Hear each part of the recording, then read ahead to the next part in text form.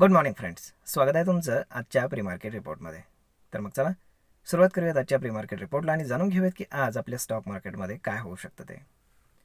मित्रांनो, शुक्रवारी जर आपण पाहिलं तर एक चांगली रॅली मार्केटने दिलेली आहे आणि जो काही रेझिस्टन्स होता 24,300, 350, 400च्या आसपास, तर तो ब्रेक करून मार्केट वरच्या बाजूला बंद झालेला आहे. आता साहजिकच आहे, हे सगळं होण्यासाठी फॉरेन इन्स्टिट्यूशन आणि डोमेस्टिक इन्स्टिट्यूशन दोघांनीही बाईंग करणं गरजेचं होतं, जे की झालेलं आहे. यामध्ये FIIsनं 700 कोटींचं बाईंग केलं आहे आणि डोमेस्टिक इन्स्टिट्यूशननं 2,500 कोटींचं बाईंग केलं आहे.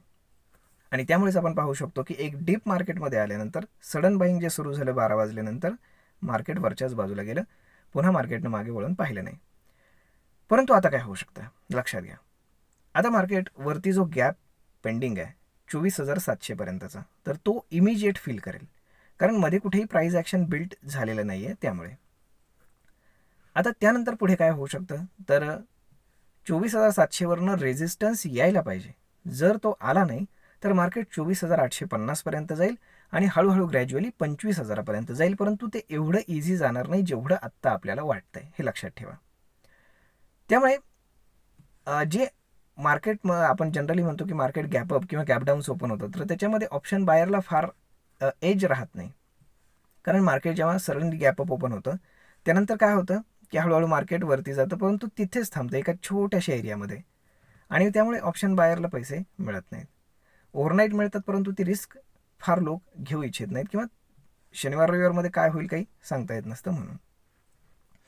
तर पहा, आता जर आपण अमेरिकन मार्केट्स पाहिले ते बुलिश होते आणि आता फ्युचर्ससुद्धा ओव्हरऑल मिक्स आहेत. जर एशियन मार्केट्स पाहिले तर ते थोडेसे लोअर होते, परंतु सध्या ते रिकवर होत आहेत. तर मग आता एकंदर जर सगळी परिस्थिती जर आपण पाहिली तर गिफ्ट निफ्टी असं इंडिकेट करते की मार्केट एक 70-80 पॉईंटच्या आसपास गॅपअप ओपन होईल.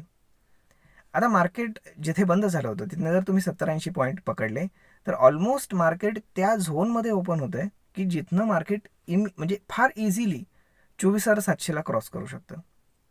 आता साहजिकच आहे की ज्यांनी बेरिश पोझिशन्स घेतल्या असतील तर ते लोक थोडेफार अनवाइंड करतात आणि त्यामुळे चालू झालं मार्केट गॅपअप की ते इमिजिएट थोडंसं वरती जातं. आणि मग आता बघायला लागेल की 24,700ला गेल्यानंतर तिथे मार्केट रेझिस्टन्स घेणार की मग तिथनं पुन्हा वरतीच जाणार. म्हणजे तिथं काय प्राइस ॲक्शन बिल्ट होते, कोण काय डिसिजन घेते, त्याच्यावरती जास्त गोष्टी डिपेंड आहेत. परंतु आपण एक गोष्ट लक्षात घेऊ शकता की जर आपण इथनं मागचा FIIचा डेटा पाहिला तर ते रेग्युलर बाईंग करत नाही आहेत पहिल्यासारखं. ते जनरली एखाद दिवशी बाईंग करतात आणि इतर दिवशी पुन्हा ते सेलिंगच करतात. मग याच्यामध्ये जर आपल्याला नेगेटिव्ह प्राइस ॲक्शन पाहायला मिळाली 24,700च्या आसपास, तर आपण कन्सिडर करू शकतो की मार्केटमध्ये FIIs सेलिंग करू लागलेत पुन्हा. तर मग आता जर स्टॉक स्पेसिफिक सांगायचं झालं तर म्हणावं असं काही नाही आहे, परंतु येणाऱ्या 2 महिन्यामध्ये चांगल्यापैकी इव्हेंट आहेत. म्हणजे आता हा ऑगस्ट तो ऑलमोस्ट संपत आला आहे. सप्टेंबरमध्ये काय आहे, तर सप्टेंबरमध्ये रेट कट होण्याची पॉसिबिलिटी खूप जास्त आहे आणि त्यामुळे काय होणार आहे की मार्केट वरच्याच बाजूला जाणार आहे, हे लक्षात घ्या. आणि जर मार्केट सतत वरच्याच बाजूला जाणार आहे तर पुन्हा एक नवीन ऑल टाईम हाय मार्केट प्लेस करू शकतं आणि पुन्हा एक ऑल टाईम हाय प्लेस केल्यानंतर मग मार्केट ड्रॅग डाऊन व्हायला सुरुवात होईल. त्याच्यामागचं लॉजिकल रिझन असं आहे की त्यानंतर म्हणजे रेट कटचा सिनेरिओ संपला आणि त्याचं बुलरन संपला की त्याच्यानंतर मग येणार आहेत US इलेक्शन्स आणि भारतामध्ये सुद्धा काही स्टेटमध्ये इलेक्शन्स आहेत, महाराष्ट्र वगैरे वगैरे. तर मग ह्या सगळ्या इलेक्शन्सचा इम्पॅक्ट, तिथे घडणाऱ्या गोष्टी, जो सेंट्रल गव्हर्नमेंट आहे BJPचं, NDAचं, तर त्यांना मेजॉरिटी मिळते की नाही, किंवा मग अजून काय घडेल का, एक्झिट पोल्स काय सांगतायत, या सगळ्या गोष्टी मग स्टॉक मार्केटवरती इम्पॅक्ट करायला सुरुवात करतील.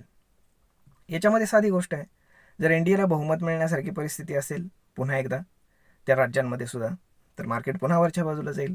आणि जर तशी परिस्थिती नसेल तर मार्केट ड्रॅग डाऊन होईल, हे लक्षात घ्या.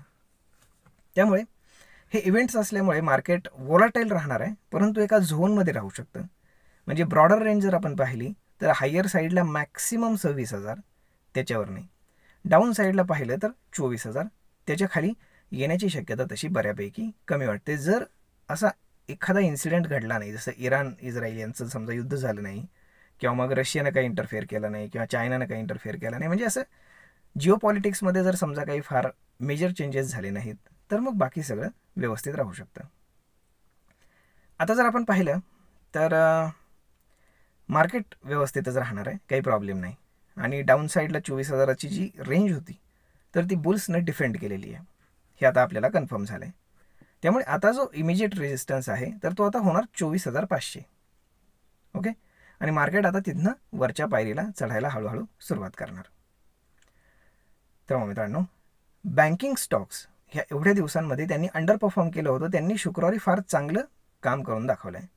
आणि आजसुद्धा निर्मला सीतारामन एक बँकांवरती काय आपण त्याला म्हणतो की त्यांची जरा थोडंसं चेकिंग करणार आहेत त्यांच्या ॲसेट क्वालिटीबद्दल वगैरे. तर मग ह्या सगळ्या गोष्टी जर पाहिल्या तर तिथे जर काही पॉझिटिव्ह आउटकम आलं तर मग मात्र बँकिंग स्टॉक अजून जास्त चांगलं परफॉर्म करू शकतात. तर मग पाहूयात की दिवसभर काय प्राईज ॲक्शन बिल्ट होत आहे ते.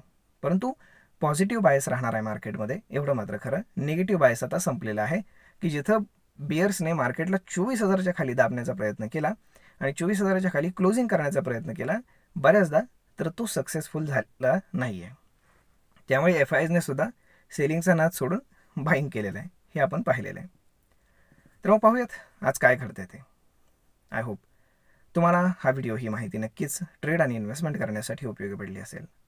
जर हा व्हिडिओ तुम्हाला आवडला असेल तर आपल्या जवळच्या मित्रमंडळींसोबत देखील हा व्हिडिओ तुम्ही शेअर करायला विसरू नका. धन्यवाद.